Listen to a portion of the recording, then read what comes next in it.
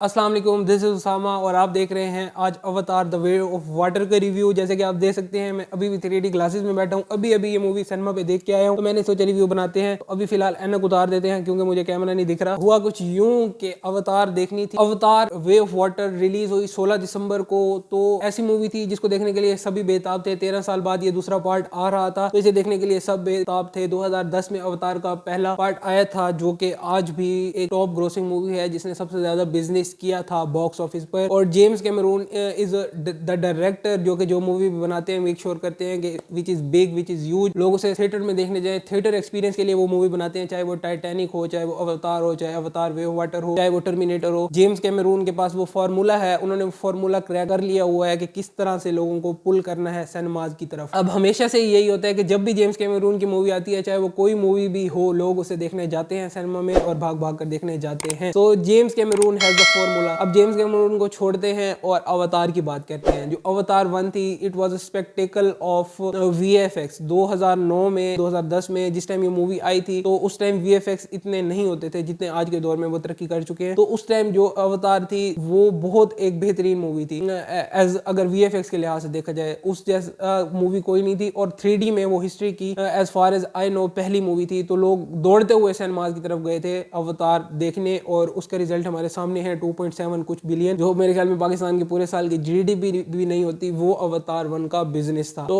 2006 में या 2005 में ही जेम्स कैमरून ने बोला था कि अगर अवतार 1 चल गई तो I will make other part. उसके बाद चलते चलते अवतार 1 के बाद उन्होंने और पार्ट्स भी अनाउंस कर दिए थे अवतार के। अब 5 पार्ट्स होने वाले हैं, 2 आ चुके हैं, 3 और पार्ट भी आने वाले हैं। तो ये तो हो गई अवतार की बात कि कितनी मूवीज और आने वाली हैं, कितनी और आ चुकी हैं। और इसका बिजनेस अब तक 1.9 बिलियन हो चुका है, which is a huge number. 1.9 billion dollar is a huge number. और अब बात करते हैं मूवी की। तो मूवी की स्टोरी सिंपल थी। अगर आप इस मूवी को स्टोरी के लिए देखने जा रहे हैं, तो this is a simple story, as simple as it can get. इसकी स्टोरी सिंपल है कि जो हमारे फर्स्ट पार्ट के कैरेक्टर थे जेम्स सली और नेटेरी, जो कि मेन कैरेक्टर थे, उनकी अब फैमिली हो चुकी है। उनके 4 बच्चे हैं, उसमें एक डॉटर अडॉप्टेड है, 3 बच्चे उनके अपने हैं। And they are growing up a 5th child, जो कि स्पाइडर है, जो कि पार्ट 1 में जो विलन थे और पार्ट 2 में भी जो कि इंसिडेंटली विलन है, उसका बेटा है। And he is in human form और वो पेंडोरा में रह रहा है। इनकी ये स्टोरी है। और उसके बाद वहां पर दोबारा से ह्यूमन आते हैं। They are in search of revenge of James Sully, क्योंकि जो लीड कर रहे हैं फर्स्ट पार्ट के जो विलन थे, वही इसमें सेकंड पार्ट में भी विलन है। तो वो जेम्स सली से पहले पार्ट का बदला लेना चाहते हैं। सिंपल यही स्टोरी है और सारी यही चलेगी। अब तो इस मूवी के इतने चलने की क्या वजह है? उसकी वजह है इसके वीएफएक्स, इसके ग्राफिक्स और इसकी जो ब्यूटी है और जो इसका 3D में एक्सपीरियंस है, वो है इसकी मूवी के चलने की मेन वजह। तो जो पहला पार्ट था इसका, तकरीबन फर्स्ट आवर आप कह सकते हैं कि इट वाज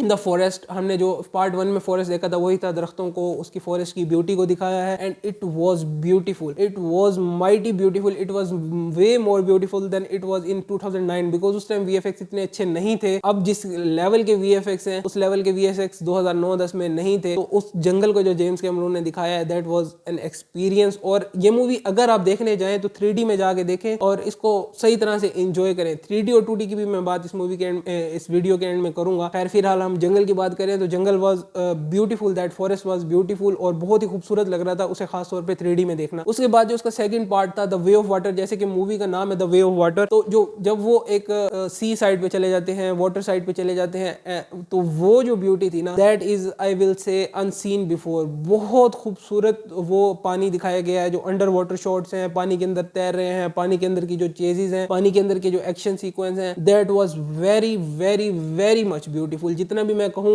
उसकी तारीफ करूँ वो कम होगा, इतना खूबसूरत था। और इतना खूबसूरत वो दूसरा मूवी का पार्ट था। तो खूबसूरती की हद तक ये, और जो एक्शन था वो सिंपल एक्शन था, जैसे एक्शन होता है उस तरह का एक्शन था। और आप ये बात नोट करें कि this movie is 98 to 99% VFX, मतलब 98 to 99% ये मूवी फेक है। लेकिन आपको कहीं पूरी मूवी में 3 घंटे 12 मिनट की मूवी है, कहीं पर आपको ये नहीं लगेगा कि दिस इज फेक। आप उसमें गुम हो जाओगे, आपको लगेगा this is real world, these are real character. इतनी ब्यूटीफुली और उनकी डिटेलिंग हुई हुई है और इतने खूबसूरत सब कुछ लग रहा होता है कि दिस सीम्स वेरी रियल। तो जेम्स कैमरून जब करता है ऐसे ही करता है। जब टाइटैनिक के टाइम पर अंडर वाटर कैमराज भी नहीं थे, तो ही कॉन्ट्रैक्टेड विद सोनी, उन्होंने अंडर वाटर कैमरास बनाए for the shooting of Titanic. अब ये अवतार 2 की बात है, इस मूवी को 13 साल क्यों लगे हैं बनाने में? इस मूवी को 13 साल बनाने में इसीलिए लगे हैं कि 2009 में 2010 में वो टेक्नोलॉजी ही नहीं थी जो जेम्स कैमरून अपनी मूवीज में यूज करना चाहता था। तो जेम्स कैमरून हमेशा अहेड ऑफ टाइम रहते हैं, वो मूवी में इस तरह की टेक्नोलॉजीज यूज करना चाहते हैं जो उस टाइम पे होती ही नहीं है, फिर उन टेक्नोलॉजीज को बनाया जाता है, देन जेम्स कैमरून की मूवीज बनती हैं।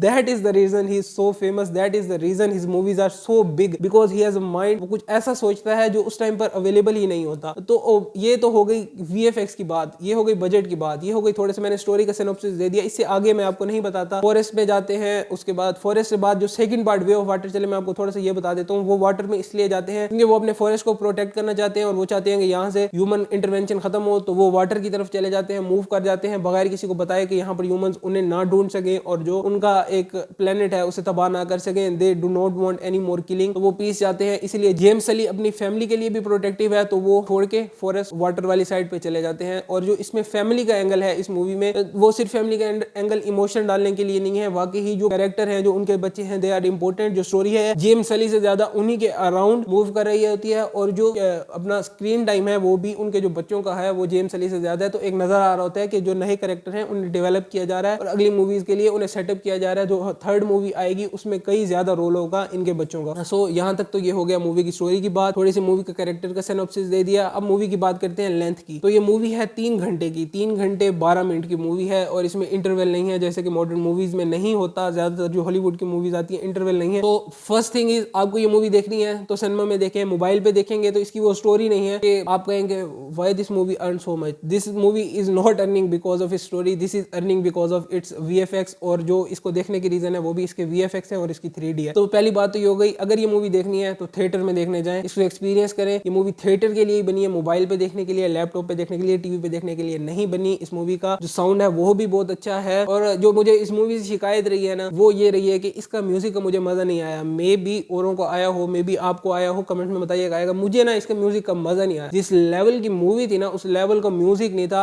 आप मूवी को जरूर एंजॉय कर रहे होते हो, विजुअल्स को जरूर एंजॉय कर रहे होते हो, बीजीएम आप एज सच एंजॉय नहीं कर रहे होते, या मैं नहीं कर रहा था, मे बी आप कर रहे हो। तो मुझे बताइएगा आपको कैसा लगा ये मूवी का म्यूजिक। बाकी जो इसका साउंड था ना बहुत जबरदस्त था, 3D साउंड था और सिनेमा में जब आपकी सीट्स ट्रेम्बल करती हैं तो साउंड का बिल्कुल कोई अलग ही मजा आता है जो आप घर में वो एक एक्सपीरियंस नहीं ले सकते। 3D में जब बारिश हो रही होती है, जब पानी के अंडर वाले सीन आ रहे होते हैं तो उसका अलग मजा आ रहा था। और जिस सिनेमा में मैं देख के आया हूँ, पता नहीं उन्होंने क्यों, पाकिस्तान का एक वेल नोन सिनेमा है, उन्होंने क्यों हीटर ऑन नहीं किए हुए थे और सारी मूवी वाटर में थी and I was literally freezing in cinema. तो बहुत ठंड लग रही थी और 3D में देख रहे थे तो जब बारिश होती थी ऐसा लगता था हमारे ऊपर ही बारिश हो रही है। और 3 घंटे अपनी सीट से नहीं हिल सकते, वॉशरूम में नहीं जा सकते, स्नैक्स नहीं ले सकते। तो आपने जो करना है सिनेमा में पहले पहुंचिएगा, वॉशरूम वगैरह से फ्री होकर और जो खाना पीने का लेकर सामान फिर ही अंदर आइएगा, क्योंकि मूवी में उठ के जाएंगे तो मूवी का एक्सपीरियंस खराब होगा। तो मूवी देखने के लिए मेरी आपसे ये इंस्ट्रक्शंस हैं। आपने अगर देखनी है तो सिनेमा में जाके देखिए, टिकट भर के देखिए, फिर ही इस मूवी का एक्सपीरियंस आएगा अगर आप पेंडोरा की ट्रू ब्यूटी को एक्सप्लोर करना चाहते हैं। बाकी मोबाइल पे देख लेंगे तो देख जरूर लेंगे लेकिन वो एक्सपीरियंस नहीं होगा, वो मजा नहीं आएगा। तो